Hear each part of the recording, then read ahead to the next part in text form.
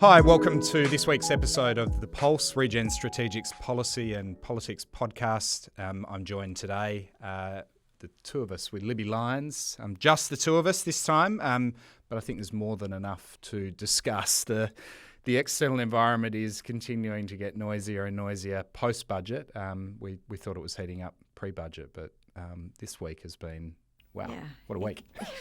What a week indeed. I don't think anybody predicted that it would ramp up to this extent, really. Yeah.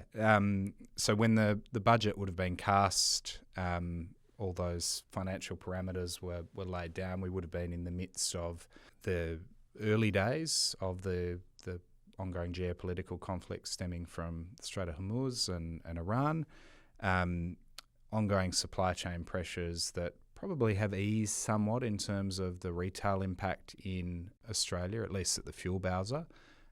But are still there for the moment, and an inflationary environment that was projected to remain. You know, if the budget, I don't know what the cut-off date was, but I'm assuming, let's say, a month ago.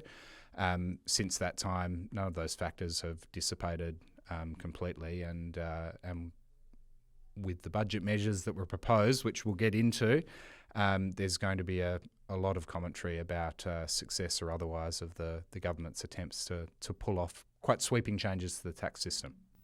I think that's right, but I think there are also other underlying issues that are there all the time. Ageing population, sort of disruption that AI is providing, the fact that we've got weak productivity growth. There are all these other things that are underlying it, and when you layer these other, the geopolitical and the other problems as a result of that we have on top, we've got a real hothouse here. We've got a hothouse, and I think the reaction that we're seeing from everyday Australians to the budget is a result of all of these issues. Yeah. I would suggest that the public response was underestimated by the government. Yeah, certainly the amount of noise that's been generated on social media, which is where information is derived from now overwhelmingly, that has gone viral, spread like a wildfire. It's running well and truly out in front of the government, and probably continuing to run in front of it for some time. It feels like it has, and you know, speaking as someone who I think is naturally inclined to think there was a rebalancing that was needed with our tax system, it does feel like it's got those familiar themes that we saw with the franking credits debate some years ago, where there was an underestimation of the public response, probably a real distinction between the amount of Australians that would apply to and what wealth bracket they sit in, as opposed to the amount of Australians that cared about it because they potentially could be in that bracket or were anticipating they wanted to be in the future. But yeah, it's really kicked a hornet's nest. It certainly has. And look, I don't envy. I've said this before. I wouldn't want to be PM. I wouldn't want to be in government at the moment. It's the quids, I think you said. Yeah, that's right. It is because we're in such a volatile environment, and I know that you have to get a budget locked in and locked down, ahead of time and whatever. But I wonder, Pat, whether really some of our politicians have lost touch with the average Australian and how they're feeling, and the day-to-day struggles that they are facing in terms of rising food costs, rising fuel costs. I mean, that takes us to another issue, doesn't it? The fuel subsidy at the moment. But, fuel costs, mortgages are now going to start to go up. People, I think, are genuinely hurting and it's difficult to make ends meet. And I wonder whether they have just lost touch with that. I can't help but think that they have, because I think were they in touch, we wouldn't have seen some of these tax changes if they truly understood what's going on in people's homes. I agree with you. I think we do need structural tax reform. I just struggle with the timing of it at the moment. I think it's a bit like having a baby, isn't it? There's no good time to have a baby, but there's no good time for structural tax. Don't tell my kids that. Well, but there's no good time to bring in tax reform. But in a volatile environment as we are now, I think it was. Yeah. I think it was a wrong decision, and we'll wait and see at the ballot box in 2 years' time as to whether or not that was right. Yeah, that's true. And I think there's some merit in keeping an eye on some reliable polling over the next weeks to probably a month in terms of that initial reaction, how tuned in to that noise that we talked about before, and a fairly well, I don't know whether it was coordinated deliberately, but it seems to be well-coordinated campaign that has really spread about, everyone's seen the memes of the government having 47% of any particular business around Australia. I mean, that's cutting through in a different way than the correct response, which is, our progressive tax system and taxes on income as opposed to taxes on capital. But you lose all that. You lose any ability to explain the detail if a quick line can be set on fire and run through the media. And also, it's very easy then to say, but we've already paid tax on that capital because we had to earn the money in the first place to buy the property, and now you're taxing us again. Those and then that argument or that back and forth ends up being quite negative, combative. Precisely. I don't think that wears well with the government.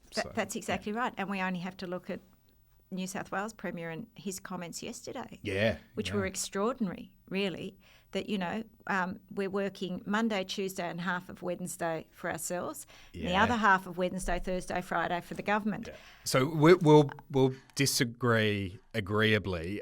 Look, the reality is you would need to be earning somewhere, well north of $650,000 a year in order to pay an effective tax rate of 47%. But I get the point he's trying to make. I did find it quite an expansive expression from a state premier into that debate. But I think such is the topical nature of the issue. Well, and it just goes to show how the issue is impacting everyone. Yeah. And I think the biggest states of New South Wales and Victoria are probably going to feel this a lot more than we are here in the West. We're fortunate about that. But I think that I think the other thing about budgets these days is they seem to becoming increasingly more about national resilience rather than an economic statement and an economic, And is this what it's going to be like for the next 5 to 10 years because of the environment we're living in globally? Yeah. But it's, because, the things that we have to support are things like cybersecurity, energy infrastructure. I mean, we didn't have to worry about that really 10 years ago. Maybe we should have, but we didn't.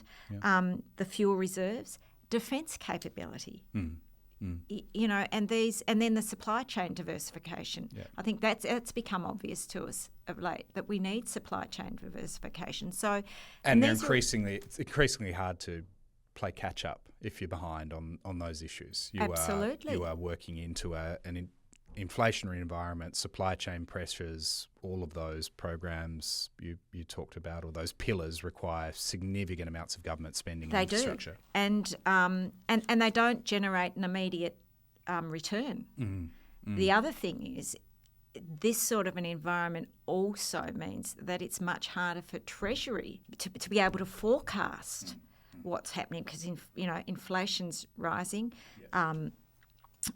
Energy prices are going up, and the hit to the bottom line for the government on essentially removing the fuel exercise for a while. I mean, that's a big hit to the bottom line. So it's very difficult in this time of geopolitical instability and these other domestic issues that we're struggling with for Treasury to do any decent forecasting.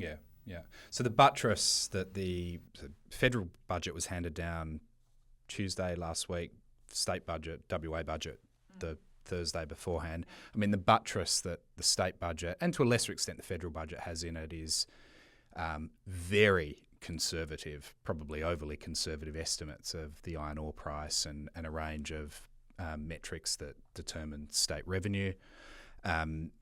So there is a little bit of room to work into there, but you're right. I don't think there's... we're entering an environment that we haven't entered for well over a generation in terms of inflation and supply chain pressures. And I think, governments are very wise to underestimate the income from things like royalties and whatever. However, supply to China is no longer, we can't be guaranteed of the same sort of supply that we have relied on in the past too. Yeah. So there are just so many fluctuating and unknown different things flying around in the environment that, as I say, I'll say it again, I wouldn't be PM for quids.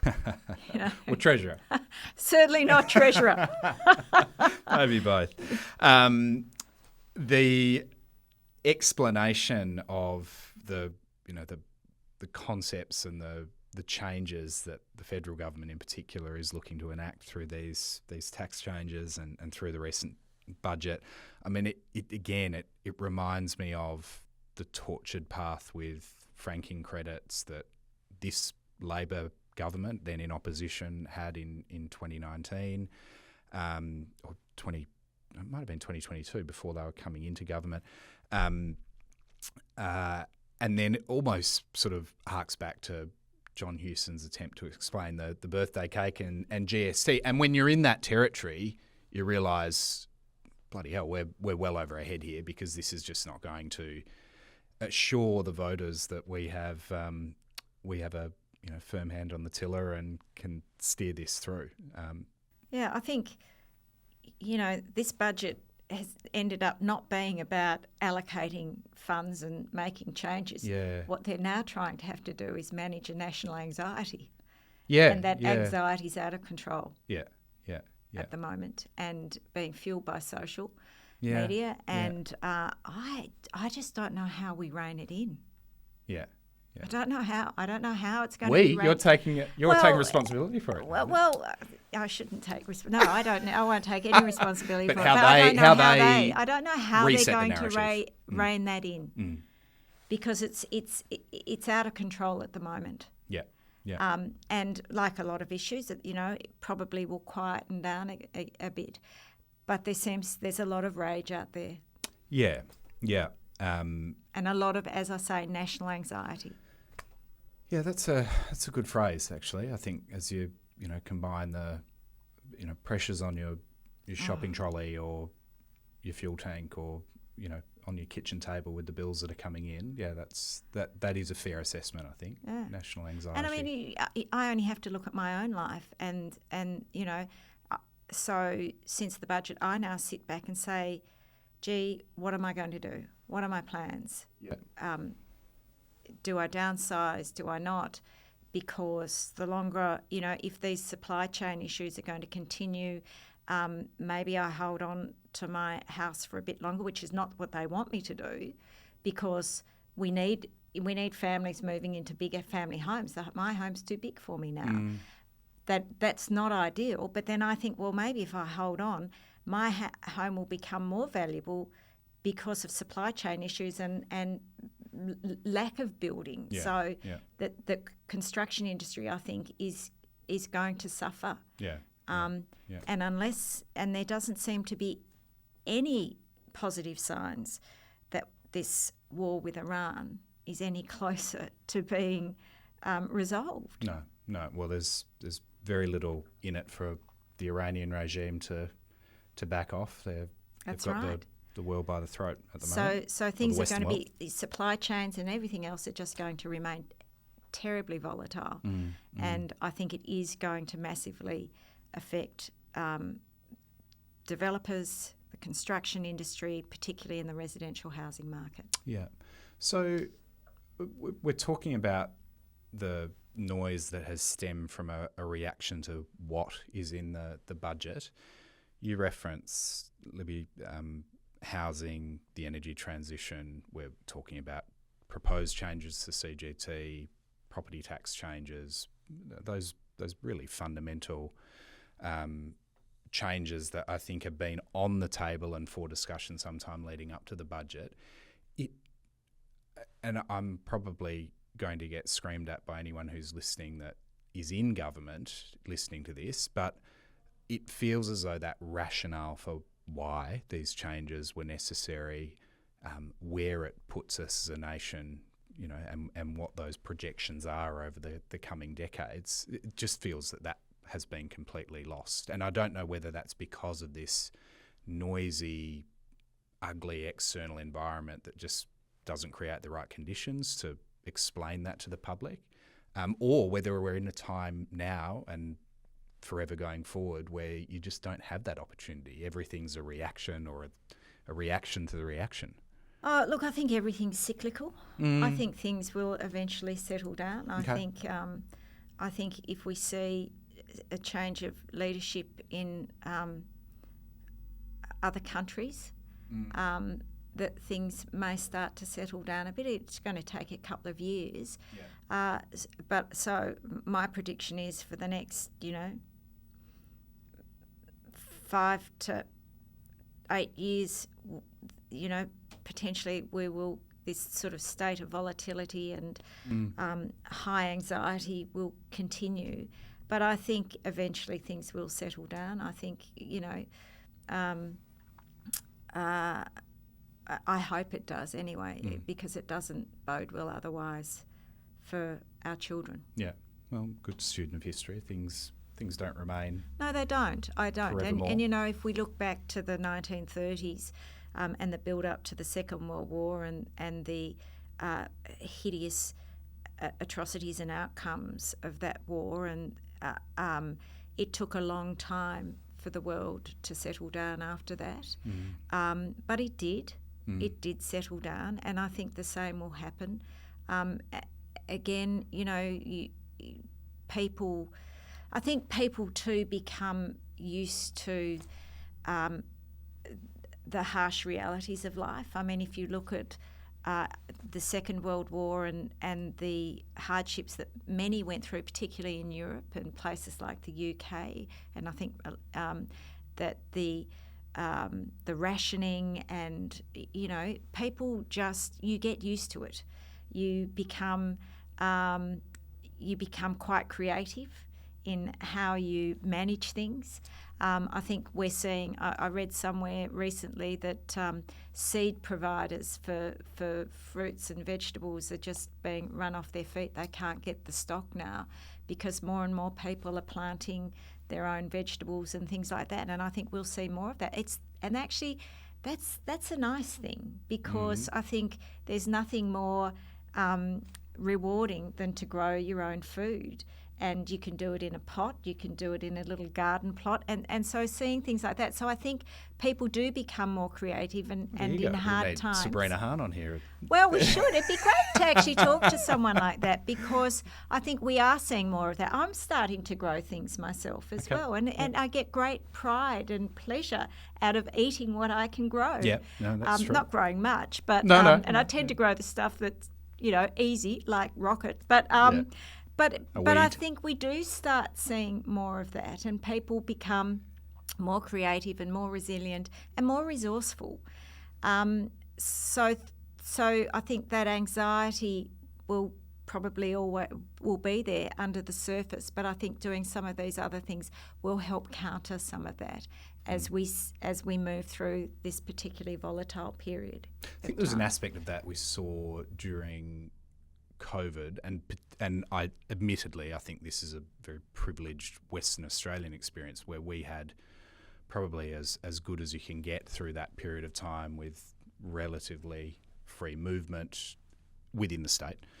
And remember, but it did remind no one people. Could come in. No, that's I add all the caveats to that. Please don't start me on COVID. I'm not going back. You took us back to the Second World War, so I'm only going back a few years. But there was, I think, a recognition of some of those other aspects in life that help you breathe a bit easier and take your eyes up from beyond a screen or beyond the the papers in front of you.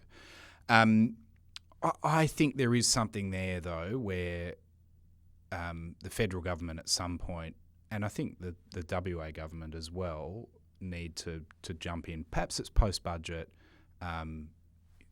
in relative terms, mid-term between election cycles, where they really need to re-engage on that rationale for why these big changes are necessary. Take any policy platform at the moment, it's going through a systemic reform, be it Treasury, energy, education, health, NDIS. That got completely lost in the last week, but there were changes there that have been put in place for the sustainability of that system. But there'll be grievance and anxiety that is going to linger and fester for a long period of time. Absolutely, and a lot of anxiety around the NDIS, both for those within it and those not that have nothing to do with it, because remember, the budget's been predicated on making all those savings to the NDIS. Yeah, so there's a perception of taking something away.